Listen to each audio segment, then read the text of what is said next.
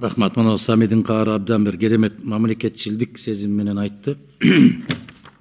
Адамдын акыл эсин коргоо депчи.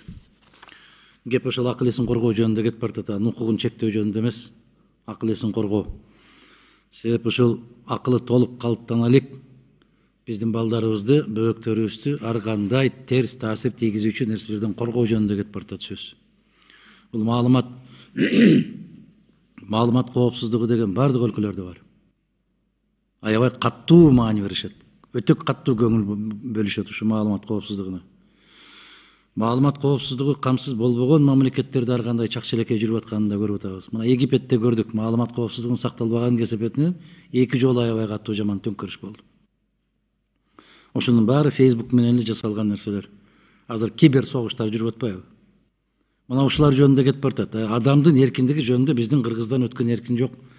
Башыңды кессең дагы тилиңди кесе албайсың деген бул кыргыздын баалуулугу.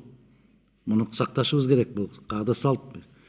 Бизде тескерисинче сөз эркиндиги дегенде бардык нерсени айтканга укугуң бар, бирок жоопкерчиликке тарта албайсыңар деген жаман түшүнүк пайда болуп калды.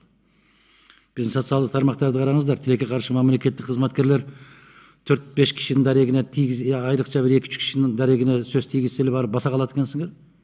7 миллион калктын шымын чечип башына кийгизип койсо дагы көңүл бурбай атпайбы? Бул жагы. Экинчи жагынан жанакы экспертиза боюнча айтканыңыздарда, мына атырайым айткан жигиттердин, кээ бир коомдук активисттердин жасалган иштерин жарым жылдан бери далилдебей эле отурасыңар. Же соту болбойт, же башкасы болбойт. Соту болсо бир сүйлөмгө экспертиза бере албай 7 айдан бери жүрөт. Себеп экспертиза берейин дейт, берсе ал жерде эч нерсе жок. Бербейин дейт, силерден коркот. Ушуларды эске алышыбыз керек, ушул жаатта болушубуз керек. Урматтуу кесиптештер, баарыбыздын пикирибиз бир, сөз эркиндиги жараткандан берген байлык бул. Муну пенде бере албайт. Муну пенде кыскарта да албайт. Сөз эркиндиги, адам эркиндиги, акыл ой жүгүртүү эркиндиги бул жараткандан берилген абсолюттук укук. Буга эч ким каршы чыга албайт. Бирок биздин жанакы өсүп келаткан өспүрүмдөрдү ар кандай жамандыктардан акыл коргоо мыкты термин таап берди бизге каары, Аллах ыраазы болсун.